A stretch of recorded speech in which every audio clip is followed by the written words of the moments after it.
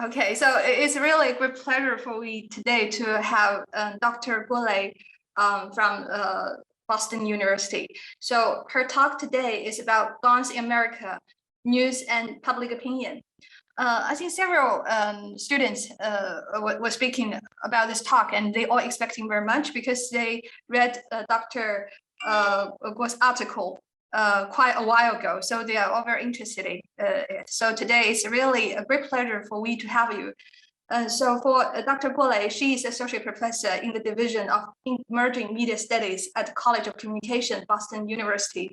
Her research focuses on the development of media effects theories, emerging media, and international communication, and computational social science methodologies. Her research has been published widely in leading journals, including Journal of Communication, Communication Research, and Journalism and Mass Communication Quarterly. She also co-edited the book, The Power of Information Networks, New Directions for Agenda Setting. So when you see the article's agenda setting, it often associated with Dr. Guo. So I will just pass the floor to Dr. Guo. Thank you. Thank you so much, Professor Song. It's a great pleasure to speak here. Let me share my screen. Okay, I think you can now see my presentation slides. So I hope you're all well and safe despite everything, COVID and so on. I'm so glad that we can still meet here via Zoom, and I'm very happy to share my research with you. And maybe I can shift your attention a little bit to what's happening in the United States. And I'm going to talk about news coverage of gun violence here in the United States and its impact on the public opinion and the behaviors. So a big question that I always hope to answer is, to what extent different media, including mainstream media, partisan media, how they influence the public opinion and behavior in today's media environment. So I'm going to present some of my recent work based on the case of gun violence in the United States to showcase some of my work in this area. And I have a couple of goals in mind.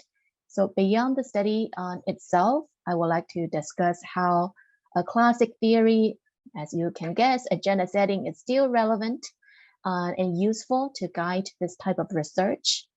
And methodologically, I'm going to introduce an approach to combine computational techniques like machine learning and traditional social science methods like survey. And ultimately, I wanted to demonstrate how to use big data methods to advance communication theories.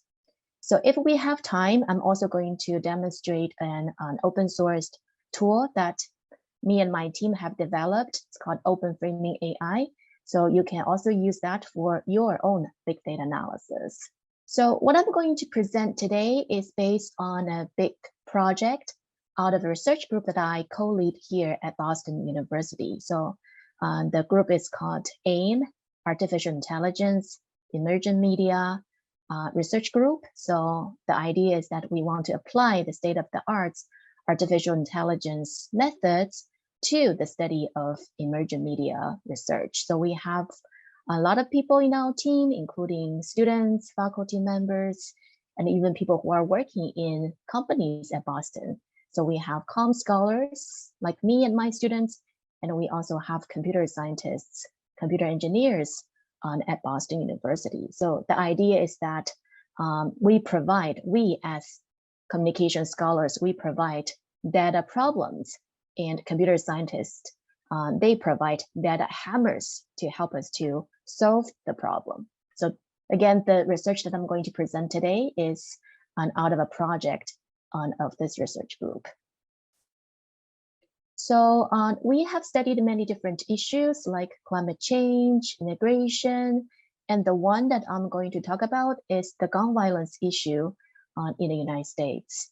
So for those of you who are not too familiar with the issue here, I'm going to just give you a very brief background. So I think you can see how severe the problem is in the United States just from this chart, right? So it shows the violent gun deaths per 100,000 people in 2017. And the number for many other countries are well below 1 but the number for United States is 4, like 4 violent gun deaths per 100,000 people in 2017. Actually, this can easily happen in your life, in your daily life. So I actually did my PhD in University of Texas at Austin. So this pictures showed a tower at UT. So when I was working on my PhD program at UT Austin in 2010, actually a student opened fire at the campus and then shot himself. So fortunately, there were no other injuries or deaths. It just took place, but still very scary because it took place in the library that I went every day. So see, that's something that will just happen in your life. So, but every time there's something like this happen, you will think the government may want to take some action to address the issue, but that's never the reality. So 5 years after that incident in 2015, so we did not see any measures to regulate guns in campus, but instead a new law states that the gun license holders can carry guns to the campus in any public universities in Texas. So that is, if at some point you decide to study in Texas, your classmates, they are allowed to carry guns in the classrooms. And this is not unique for Texas. So this image shows you like the open carry policies around the United States. So like Texas, other states like Idaho, Colorado, Tennessee, Utah, students or faculty members and anyone can also carry guns in their campus in those public universities. So some of you might have the question, why do Americans, especially the conservatives or the Republicans, love guns so much? So America's gun culture can date back to its Revolutionary War. So very long ago. So in early time, Americans, they depend on arms, guns to protect themselves. So armed citizen soldiers won America's freedom from English rule. So this is what they believe. So they have this Second Amendment, very famous law. They protect individuals' right to keep arms.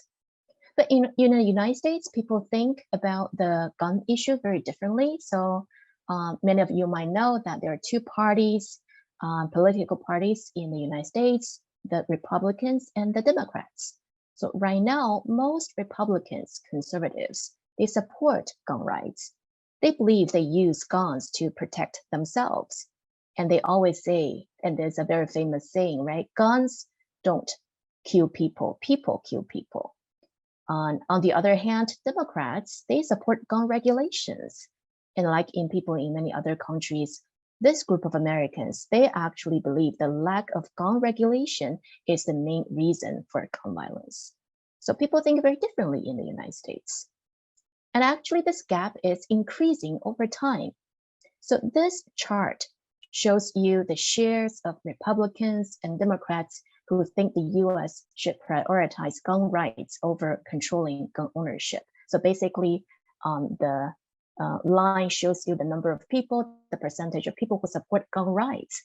So of course, Republicans are more likely to support a policy than Democrats, but as you can see, the gap is increasing over time.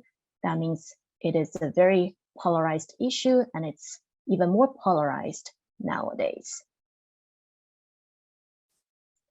But if we take a step back, in fact, to start with, Americans don't even think the gun violence issue is one of the most important problems facing the country.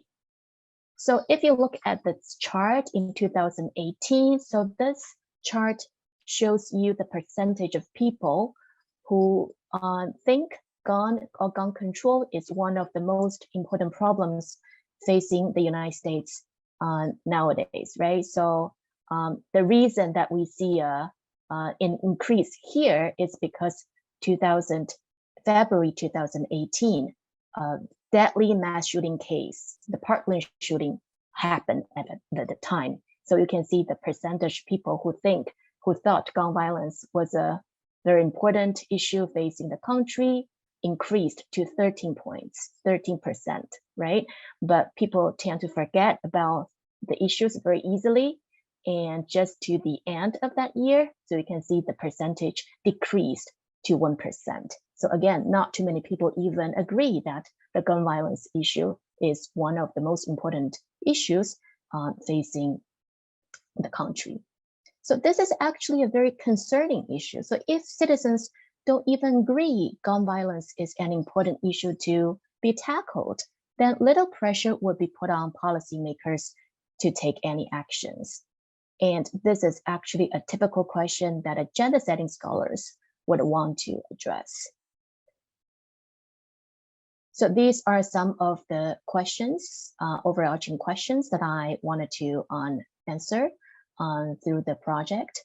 So what contributes to the public indifference toward and partisan divide over gun violence? And how do different types of news media influence the public opinion and the behavior regarding the issue? So I have a lot of hypotheses and research questions, but these are the two overarching questions I plan to answer through the agenda setting theory. So Professor So mentioned that many of you read my work and you probably know about agenda setting, but let me just give you a very quick refresher about the theory. So there are many levels of agenda setting theory. So the first level of agenda setting theory says that the salience of the objects like issues can be transferred from the media to the public agenda.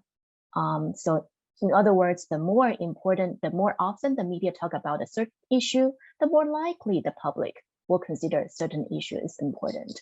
So for example, if the media always talk about economy, followed by politics, guns, and then IT, then if you ask people, what do you think are the most important issues facing the country, it's very likely that they will name economy as the most important issue, politics second, and so forth. So that is the first level, the basic of agenda setting, meaning the prominence, the salience of the issues can be transferred from the media to the public. And the second level of agenda setting focuses on the attributes that describe about a given object. So let's say here we are thinking about gun issue as an object, right, that we want to look at. So the second level of agenda setting says that the more the media talk about the certain aspects, certain attributes about this issue, the more likely the people will think certain aspect will be the most important to consider when they think of this particular object. So again, speaking of the gun violence, in media's coverage of the gun violence issue, so if they always talk about the gun regulations, followed by gun rights, then public safety, mental health, then if you ask people, so what do you think are the most important thing when in terms of the gun violence issue, then they will probably consider gun regulations first, then gun rights, and so forth. So the second level of agenda setting is about the attributes that describe a certain object. Again, the attributes can also be transferred from the media to the public agenda.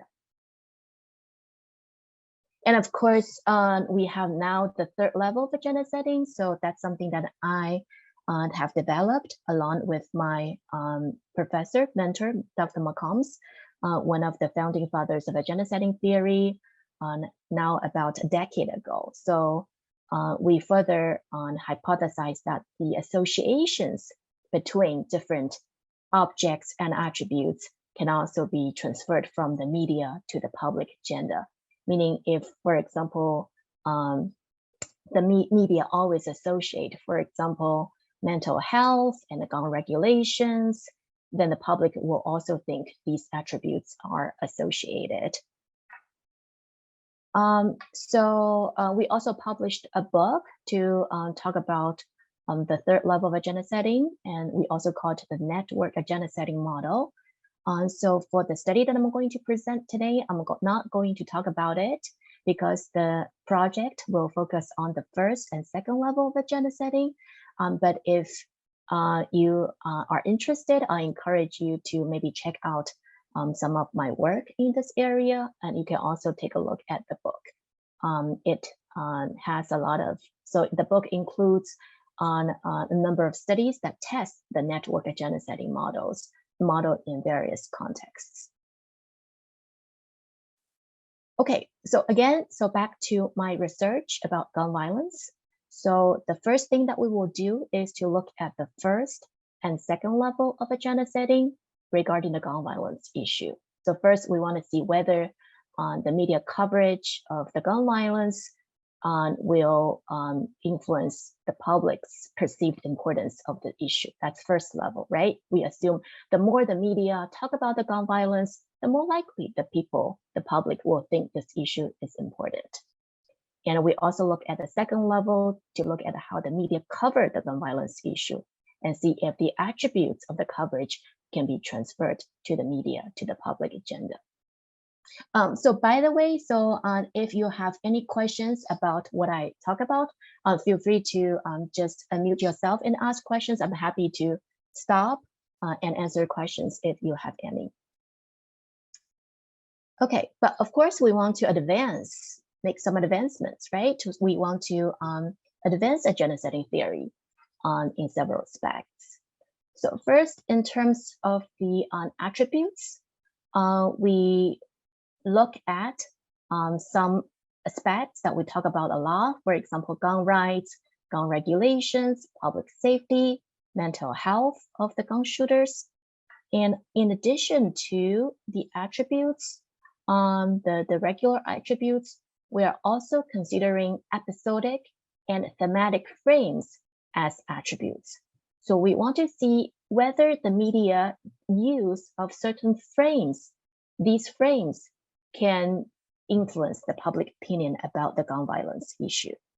So if you have learned or learned some communication theories like framing, you probably have heard about it. But let me just give you a quick definition. So episodic frames focus on concrete events or an individual's story. So in my studies context, it can be like an individual gun shooting incident or an individual person's story related to gun violence, like the victim story or even the gun shooter stories.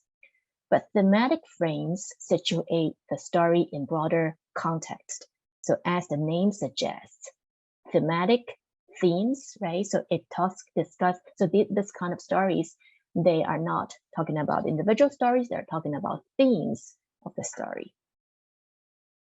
So very quickly, a few examples. I'll just read out those headlines and you can see if you can classify them into episodic or thematic.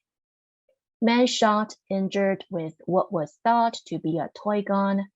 Parkland school shooting leads to new Vermont gun laws. Parkland shooting suspect seen smiling and giggling in jail, records show.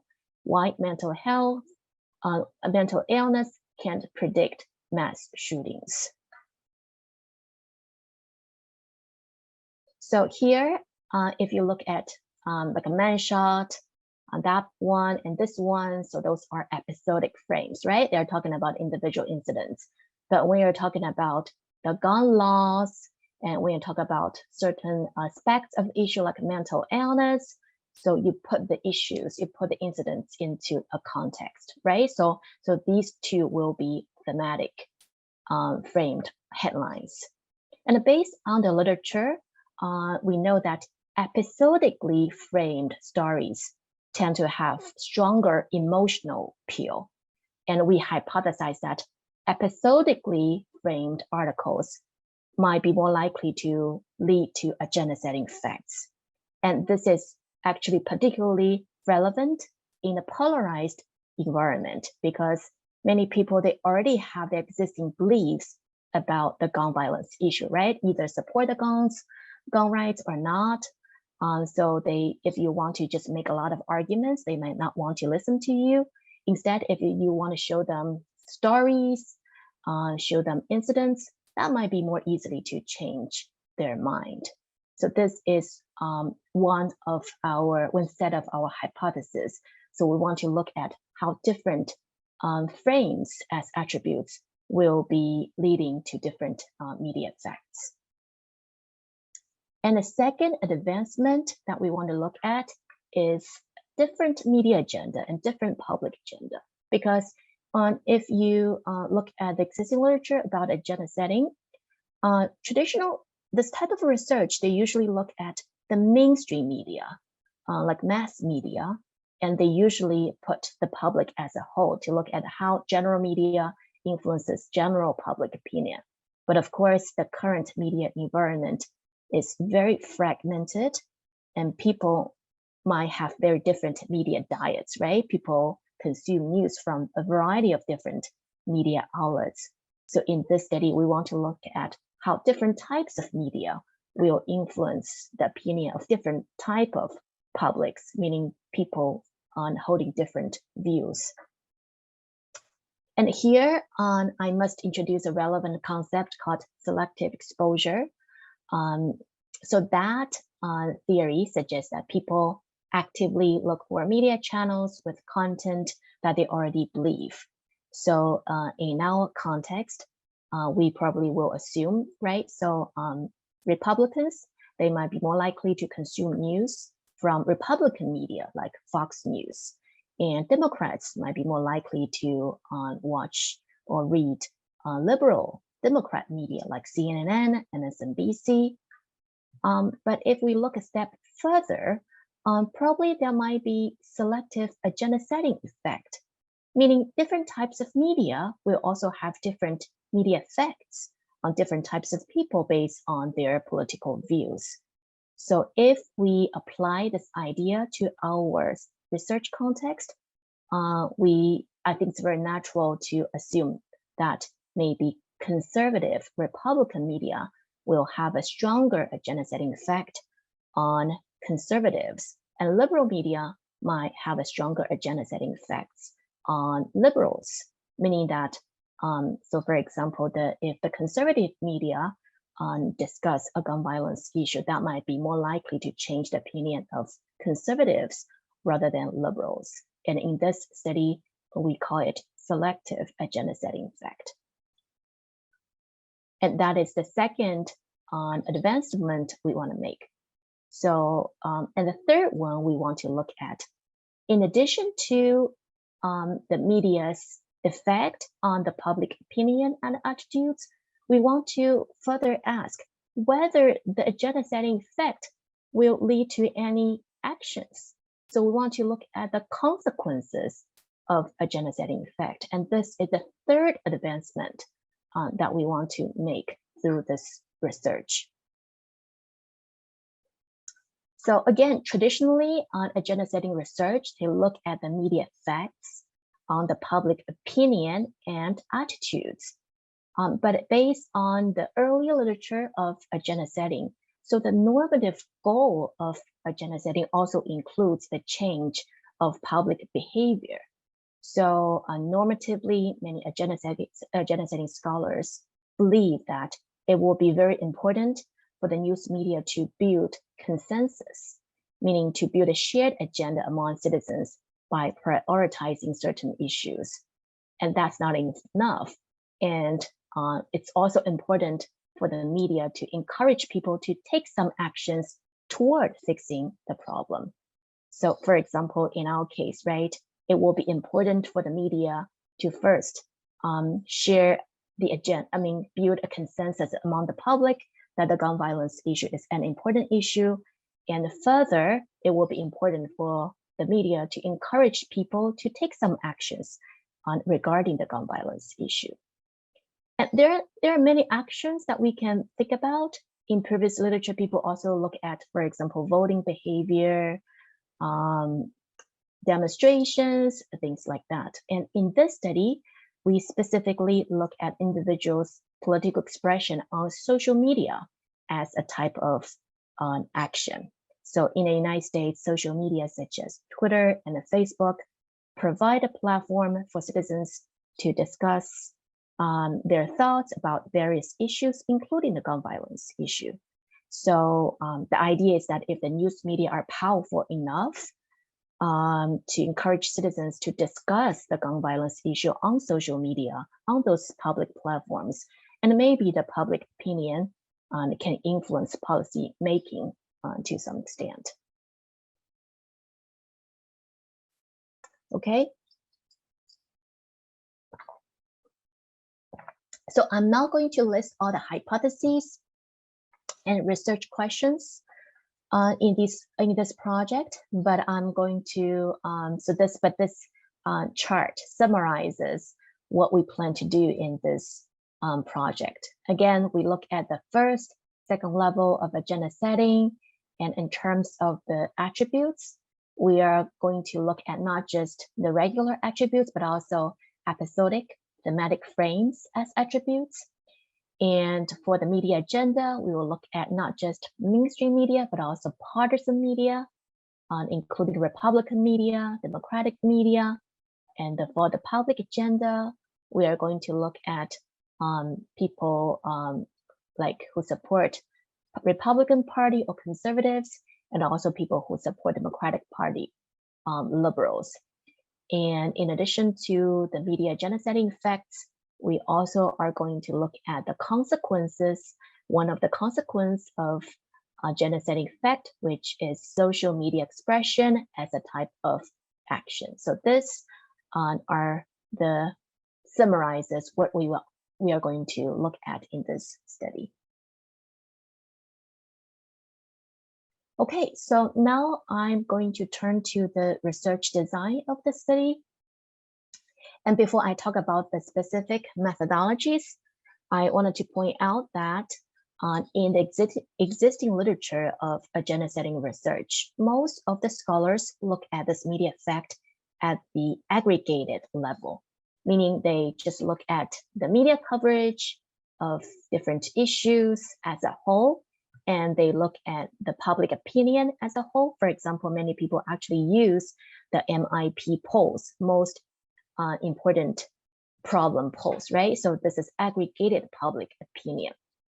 But of course, again, in this fragmented media environment, different people consume news from different news outlets, right? So the individual level analysis can tell us more insight about how individuals' exposure of certain media will influence that person's opinion and behavior.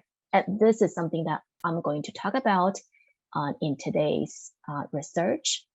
But you will see from the existing literature, most of the studies use this aggregated approach rather than individual level analysis.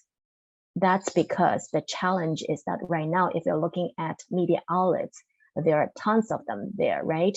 So if you wanted to measure individuals' exposure to different media outlets, then you have to analyze those media outlets on large amount of media data, right? So that is why it is important to use big data methods, some computational methods, so we can estimate the media coverage from more media outlets. And this is what I'm going to talk now. Okay, so the individual agenda setting analysis. So first we collect two sets of data. So media content analysis data, and basically we used computational approach to analyze media content. And then around the same time, we also did a two-wave panel survey to understand the public's thoughts about the gun violence issue. And then we used a matching strategy to pair these two sets of data. Okay, so first, media content analysis. So we used a social listening platform called Crimson Hexagon. Now they upgraded to something called Brand Watch. So we use this platform to collect all the articles related to gun violence issue, use a list of keywords from 25 different news websites. And again, we looked at not just mainstream news outlets, but also conservative and liberal media outlets. And in 2018, we collected about 22,000 articles related to gun violence. So just give you an idea about the media environment in the United States. Again, tons of media outlets, and a lot of them have their political orientations. And again, in the study, we look at some liberal ones like CNN, MSNBC, Huffington Post, some neutral ones, mainstream media, as we call in the study, and also some right-leaning ones like Fox News. And because we will have to look at the attributes of the media coverage, right? Like gun regulations, public safety, episodic versus thematic. So we have to classify those media stories into different categories. So if we have to use manual content analysis, that will take a while, right? So here we use deep learning methods to classify articles, headlines in this article, in this study, into different attributes. So basically, what we do is that we collected a sample, draw a sample of about 2,000 headlines, and we manually annotated these headlines. So for example, we will say if they are about gun regulations, gun rights, episodic or thematics, or thematic frames. So for the 2,000 headlines, we manually annotated them. And then we build a machine learning model to predict the attributes of the remaining news headlines. I'm not sure if you're familiar with machine learning, so I'm going to just talk about it here. You probably have heard about the term artificial intelligence a lot right now. So AI actually is not new. It's been there for a while, and it's about anything, any methods about like computers mimicking human behavior. And machine learning is a subset of artificial intelligence. So basically also about teaching machine to do something without explicitly programming them to do so. And deep learning, as I will explain in a minute, is a subset of machine learning. And there are different types of machine learning. The unsupervised ones, meaning that you do not give the model, do not give machine any clues, just have them to look at the data, for example, text and images, and have the machine to help you to do some classification. But the supervised ones, as the one that I'm going to introduce today, is that you are going to give the machine some clues, some help. So for example, you annotated a certain number of articles, right? And show it to the machine and have the machine to learn how you classify those articles, then they can do the predictions themselves. And within supervised, there are also several types. So for example, it can be classification problem, meaning that you can train a machine to help you to classify different texts or images, for example, spam email, non-spam email, or it can be a regression problem. So I don't know if you have heard about this website like howold.net. So basically, if you send a picture there and it will guess, the machine will guess how old you are. But this is not a classification problem, right? It's a continuous information. And in this research, so we are going to use the supervised group of machine learning, and we are going to have the machine to help us to classify text into categories like different attributes and frames. And here in this article, we actually use an advanced version of machine learning. It's called deep learning. And it is very complicated, but I will try my best to explain a little bit so you at least have a very basic idea. So deep learning is based on something called artificial neural networks. So basically, we want the machine to mimic, to replicate how human brain learn things. And neural networks consist input layers, output layers, and also a lot of hidden layers. And it's like artificial neural networks, like different nodes connect to each other. And in our case, the input layers will be on those text, right? News headlines, as well as our annotations, right? Many annotations like different attributes, frames, so those are input layers.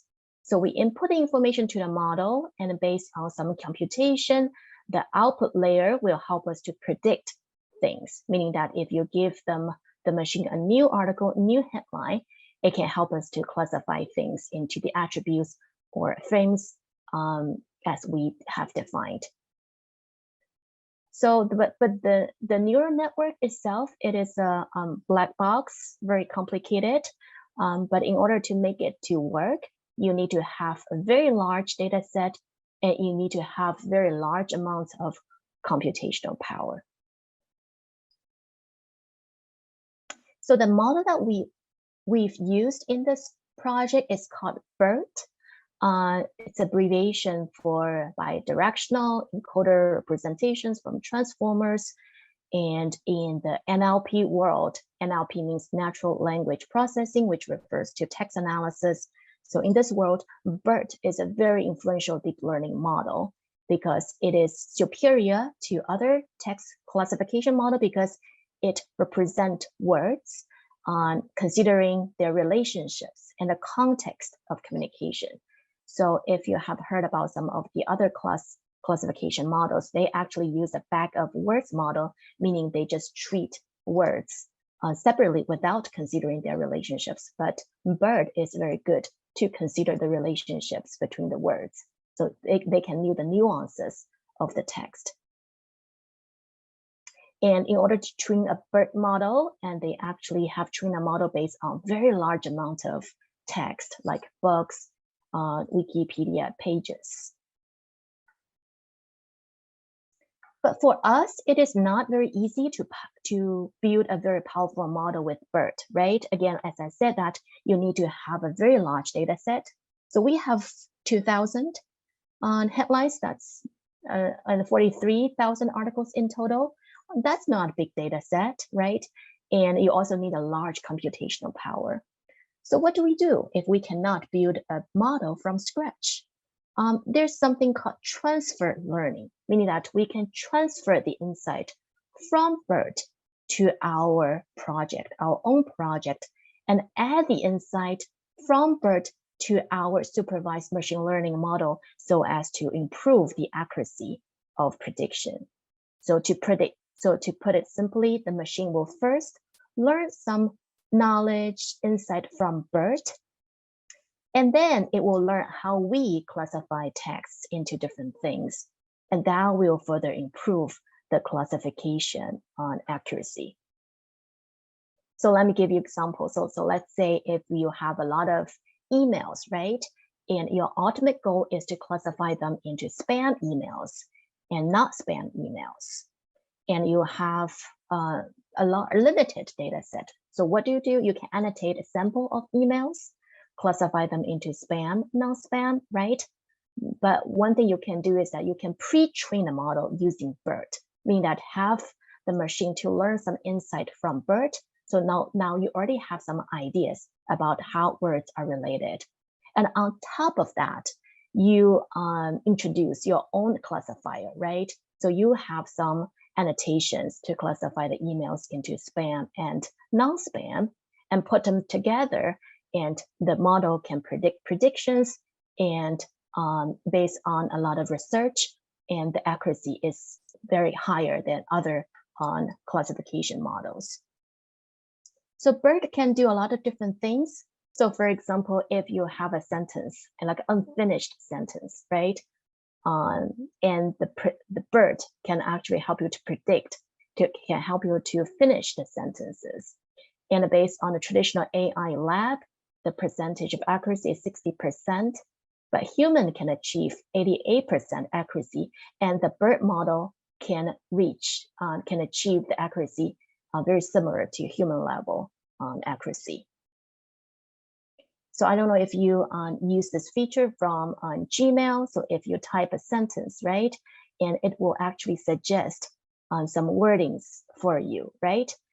So Burt model can also do something like that. But I want to make a note in the computer science field, it's actually rapidly evolving. So Burt was built in 2018, but 2019, Bernie, the model provided by Baidu, actually was also developed, and they claim that they can outperform Burt model in terms of processing Chinese text. This makes sense, right? Because Baidu has a lot more Chinese language data for training a model. But the Burt itself has also evolved very rapidly since 2018. And right now, there are many extensions of the Burt model that can process like multilingual data. So when I talk about our open framing AI tool, I'll talk about it. And there are also some specific Burt model that can process special types of data like tweets. But again, going back to our research. So again, for our input, we have a lot of headlines, and we have about more than 2,000 headlines with human manual annotations. And these are the accuracy levels that we reach. So precision and recall measure different aspects of accuracy. And as you can see, the accuracy level is very high. So this is actually very good compared to regular machine learning model. Okay, so just to summarize, so research design, the first step is the media content analysis. So we use the deep learning model to classify 42,000 news headlines. So we manually annotated to 2,000 headlines and use the model to predict the rest. So now all the 42,000 news headlines are annotated into those attribute categories. And the second step is the survey. So around the same time, during the US midterm election, we conducted 2 waves of survey. We have about 1,000 respondents completed both waves of the survey. And in the survey, we asked them questions about like to what extent they believe the gun violence issue is important. We also asked them questions related to each of the attributes that we analyzed: gun regulation, gun rights, public safety, mental health. And because we also want to measure the outcome, right, the consequence of agenda setting, so we also asked them questions about on how they talk about the gun violence issue on social media. And very importantly, we asked them how, to what extent, how often they consume news from each of the 25 media outlets we analyzed from the first part of a content analysis. So we can do the pairing later. Okay, so let me explain how we match the media content analysis data and also the survey data. So basically, we create something called a media exposure index. So we multiplied gun violence salience, meaning the number of gun violence articles during the period, and by the media use of specific survey respondents.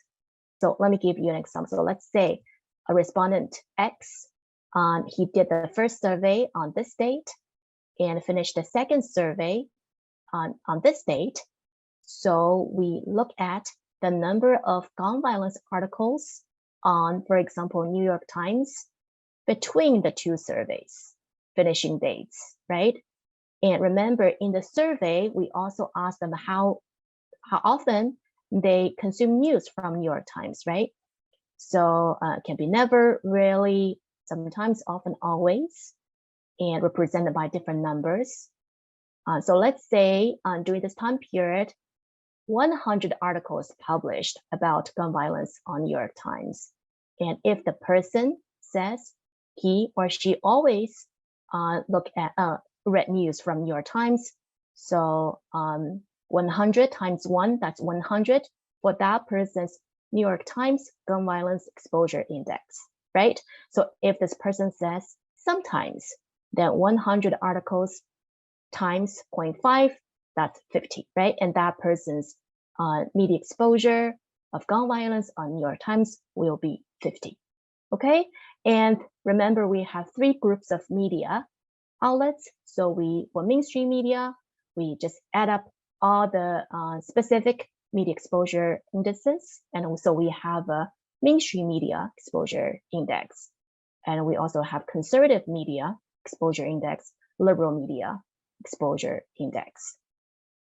So this is about the first level of agenda setting, right? So that's about gun violence salience. And we use the same approach to estimate each individual's exposure to the news, focusing on certain attributes: gun rights, gun regulations, public safety, and mental health. I hope that makes sense. So if you have questions, I can talk a little bit more about this method. Okay, so now we have the media exposure index, right? So to understand agenda setting effects, we look at the media exposure index to see if that will has something to do with the participants' perceived gun violence importance in wave 2. And in order to understand the consequences or behavioral outcome of agenda setting, we used mediation analysis.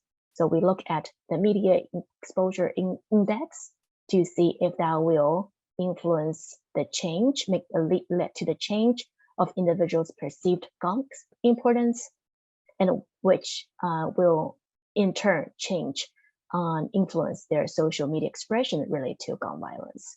And we also looked at how the political orientation moderated this mediation effect. Okay, so we have found a lot of very many different interesting patterns, but I'm not going to talk about all of them in interest of time. I'm going to focus on a few. So first, we found that mainstream media did set the public agenda, and especially the agenda of conservatives.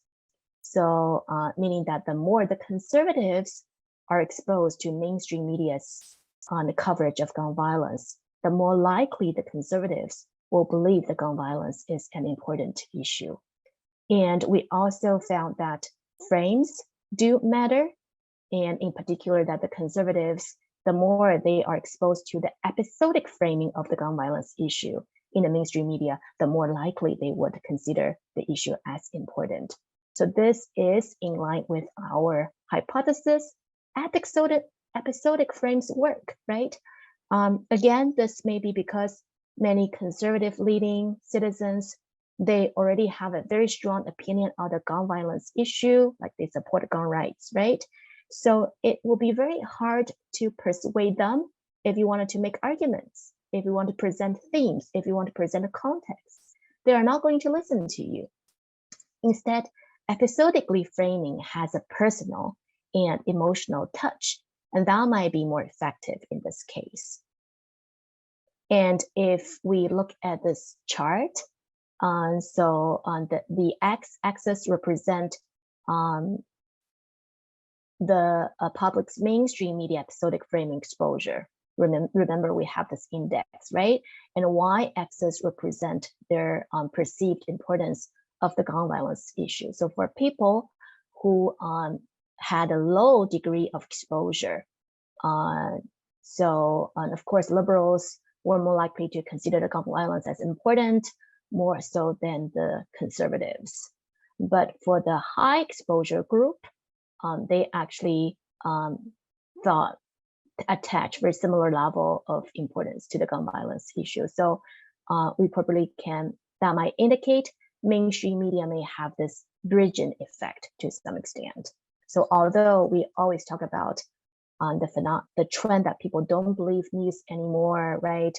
And people also argue that mainstream news are fake news in the context of the United States. But according to our study, mainstream media still have a very strong impact.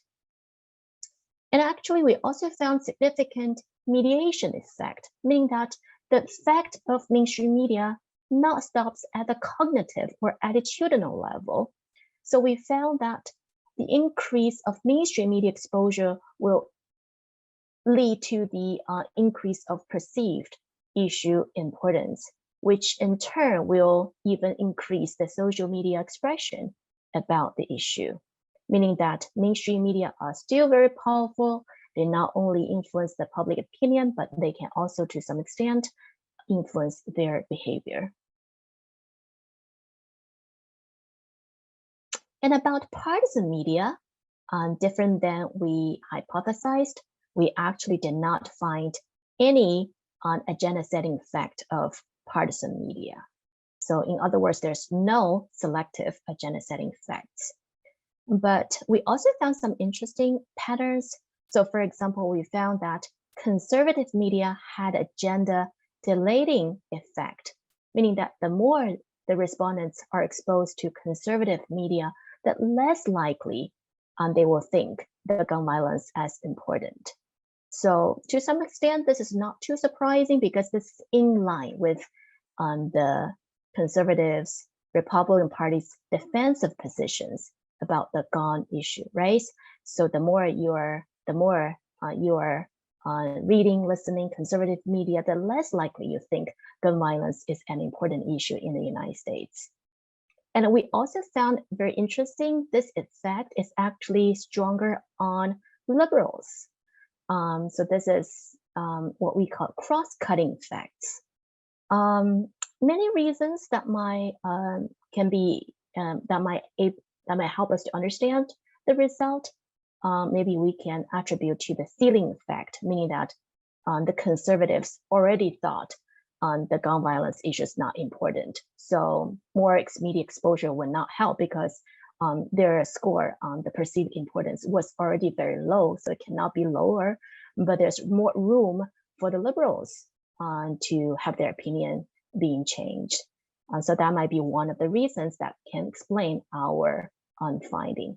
And again, in addition to the effect at the cognitive attitudinal level, we also found that the more you consume news from conservative media, especially liberals, the less likely you think the issue is important, and that will also decrease the social media expression. So people will be less likely to talk about the gun violence issue on social media. And if we zoom in to look at the results, we found that the conservative media actually made people believe this is not a gun regulations issue. And they instead, they distract people's attention from the gun regulations issues to mental health issues. So that might explain why people will think gun violence is less important. So maybe the conservative media made people think it is not about gun violence, it's not about guns, it's about the mental health, it's about the mental illness of the gun shooters. And that's something we should really look at and focus on. So this type of distraction might also explain people are less likely because of this agenda deflating effect, right? People are also less likely to talk about the gun violence issue on social media. Again, to them, maybe it's not about gun violence, not about guns, maybe it's about mental health. Okay, so let me summarize what we found from the study. Of course, different media have different effects. And we found that mainstream media are still very powerful. They not only shape people's opinion, but also even encourage actions. So that might be still a good thing to contribute to more informed and active public in certain societies. And we also found that certain attributes are more powerful than others. And in particular, episodic frames do work as compelling arguments compared to thematic frames. And we also found that different from mainstream media, partisan media, they not only deflate the agenda, but also serve to further deactivate the public, meaning that partisan media may contribute, a worse situation of polarization in the United States. And we also found some interesting results about cross-cutting, as I mentioned, but this is not as we expected. So more research can be done to understand this media effect.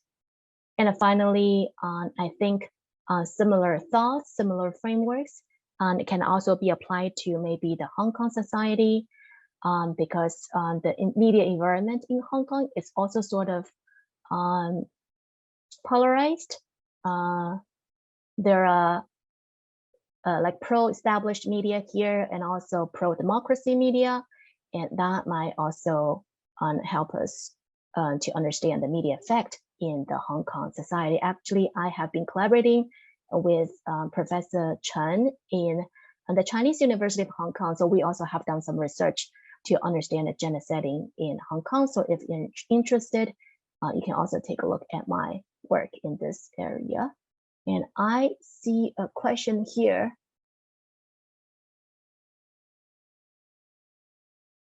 Agenda melding, grateful if you can share your insights on how this concept may apply in this study. At a more meta level, there has also been discussion. There has also been discussion that the liberal media, can you explain a little bit more? What do you mean by liberal media made overblow gun violence as an issue? Thank you. Is it? Yeah, thank you. Yes. I think you already divided the two camps of media, right? Liberal and then the mainstream media. But if I do read the news in the US quite for a while, that actually they say that this is not an issue at all. The conservative media actually said that the liberal media made this an issue, create an agenda, instead of there has been two, instead of they try to make this an issue as itself. So you're arguing there are not, there are not two different types of media in the United States? No. I agree with the division, but I think I'm wondering whether the liberal media is the cause of gun violence being an issue, is part of what the conservative media has been saying as well. So I wonder how does that fit into the whole agenda setting as well, because there's mental health issues, and then there has been gun regulation issues. But if you read the conservative media, they will say liberal media is part of the issue. Got it. Wow. And yeah, so of course, different media, they want to push their agendas, right? So mainstream media, of course, they also have their agendas. Liberal media also have their agendas. Conservative media have agendas, and they discuss this issue very differently. But based on our research, so as you can see from they have a lot of criticism of liberal media, but liberal media actually, based on my study, they even did not have any effect, very significant effects on the public, no matter it is liberals, conservatives, or the general public. So we see, at least in our study, we see very limited impact of liberal media. Instead, mainstream media has a stronger effect, and but conservative media also have effect, but in the opposite way.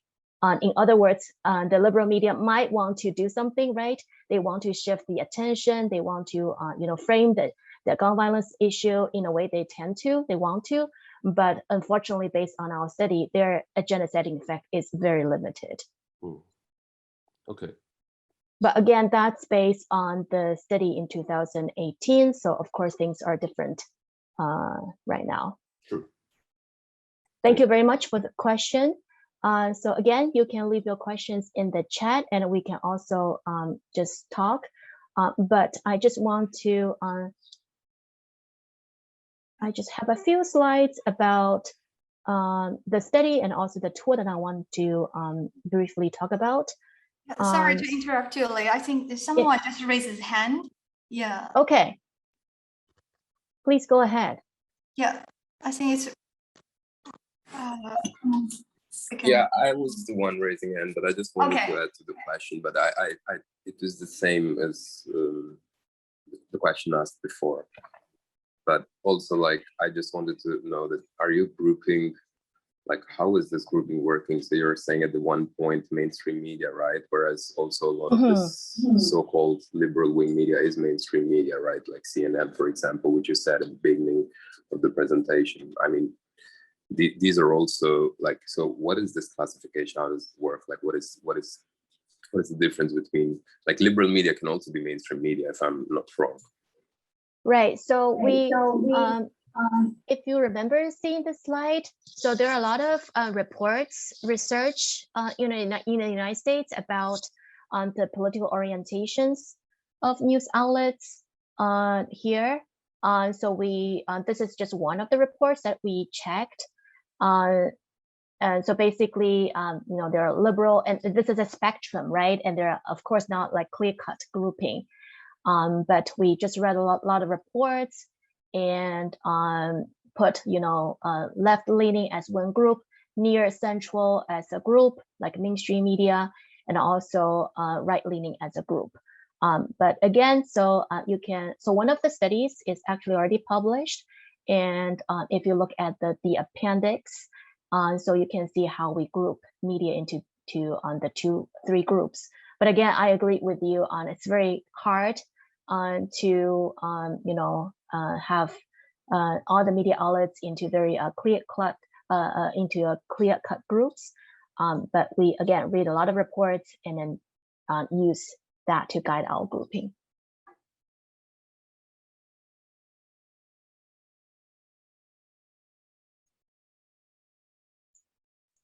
So if we do not have an immediate question right now, I want to just finish my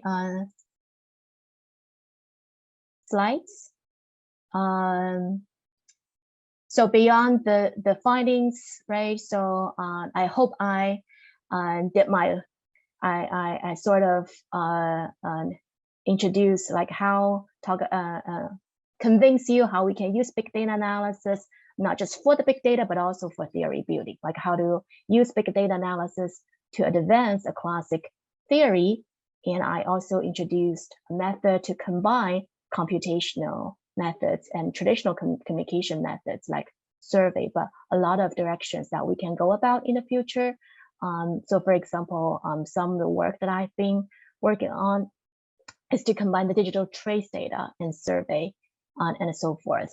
And the last thing, I do think individual level analysis does a better job to estimate people's media exposure and impact. And this is also something that I encourage you to look at more in the future. Okay, I think I see a question here. Could you elaborate on episodic frames as compelling arguments? Sure. So I do not have time to talk about the theory here, but if you check the literature, compelling arguments is actually a specific theoretical concept outside of agenda setting. So basically it says that not attributes, so attributes are not equal, right? So some attributes are more powerful than others to trigger the salience of the issue on the public side, meaning that if you want to convince people gun violence is a very important issue, right? If this is your goal, you want to convince people to believe gun violence is an important issue. So you can use different arguments. And here we look at different attributes, right? So you can say, oh, because gun regulations are important, or some people can say like mental health is important. And in frames, you can say episodic frames as an argument. So here in our study, we found that when the news media use episodic frames as a strategy to talk about the gun violence issue, they will be more effective to convince people gun violence is a more important issue. compared to thematic frames. I hope that makes sense to you. Again, so if you want to convince people to believe an issue is important, based on our study, what you want to do is to present individual stories, present individual incidents, rather than make arguments with them. So that can help you to convince people, to influence people, persuade people. No, thank you very much. That's what I was also. Okay, great. Thank you for your question. And finally, so I hope some of you might want to do something similar after this talk, but you might wonder how to get started, right? I don't know if you have taken any courses related to like machine learning, big data, but in order to do something like deep learning, like the model, Burt model, it is not an easy thing. So you have to have the knowledge in computer science, and you also need to have a very large computer capacity, right? And in our field, actually, there's a digital divide in terms of big data research, and some scholars even say that there's like a big data rich and a big data poor. So some faculty, students, they might have more resources, more opportunities to work with computer scientists. They can do this type of analysis. Well, others, they might not have the opportunity to do something similar. So with that in mind, so my group AIM, we actually developed an open sourced tool called Open Framing AI. So we actually wanted to to do something. So to make computational research or big data research more accessible to social science researchers, especially communication researchers, without a programming background. So you can use the system to do like Burt model, some unsupervised learning, supervised learning. You can analyze frames because again, we encourage you do like theory-based research, but of course you can also use the tool to do any kind of classification analysis, like sentiment analysis. So I just want to very quickly show you what it looks like. So if you go to this website, just openframing.org, so we explain how the process is. And if you click on get started, so let's say if you want to do like an unsupervised machine learning, right? And we introduce the method called topic modeling. What you need to do is just to upload your file, select the language that you want to analyze. So we support many different languages, and also you can also specify the data cleaning procedures that you want to do with your data, and you just click submit. And for the deep learning part, so you can also do like supervised learning with the Burt model. And here we are using something called XLM Roberta. So it's an extension of Burt model that can process multilingual data. So again, you can update your data file, and in this time you want to provide some annotations, right? And you can just use the system to train a Burt model. And we also have demos on FAQ, and everything is open sourced, no black box issue. And we also have instructions, and that's something that my collaborators and I, a group of computer scientists, communications scholars, developed together. So it's basic, and it's totally free. I mean, so this is sort of it's like a passion project for us. So the idea is that we want to make big data analysis more accessible to anyone who wants to do this type of analysis. And my argument is that you are trained as a communication scholars, right? So you probably want to do interesting communication studies. It is not your job to learn those algorithms to code, right? So if you can have something like click and run, but also based on solid research, and I hope that there's something that can help this computational research community. Okay, so these I think I've completed all I wanted to say, and I think we have some time for questions. Thanks a lot, Lei, for the fascinating talk. Yeah, I think it's really very interesting and full of insights. So if you have any questions, you can type in the chat box, or you can directly speak via Zoom. Either is okay. I have a question from Brian. You already learned about our tool. It seems that Chinese language has not yet been included in the platform at this stage. Will the platform be able to analyze Chinese later? So I think, our platform can do two types of machine learning, right? The unsupervised one, topic modeling, and also the Burt one, which is supervised learning. I do think the supervised learning support Chinese language. So as long as you provide annotations for a sample of Chinese text, we can make it work. But for topic modeling, it's not available yet because Chinese language, as you know, it involves more pre-processing, right? We have to segment the data first. And so that involves some actual work. Yeah, so if we have a lot of interest in this type of work, so we'll be happy to add that feature later. But I just want to make note. So even now, the current version is in the beta version. So I encourage to try it out. But we probably will. There probably are still problems there. So again, we are just faculty and students working on this as a side project. So we welcome your feedback and suggestions. Both simple traditional Chinese. Take a look. I mean, I definitely tried the simplified version. It works.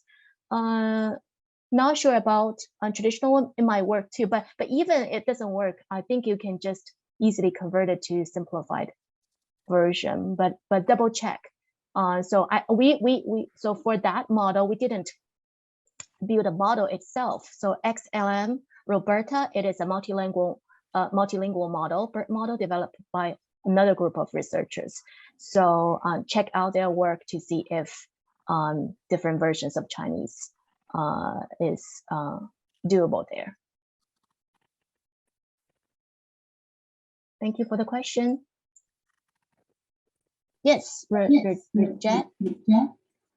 Yeah, I have more. I'm sorry, I'm not so familiar with all this technical stuff, but I have just more kind of, I don't know, social cultural question about this whole thing.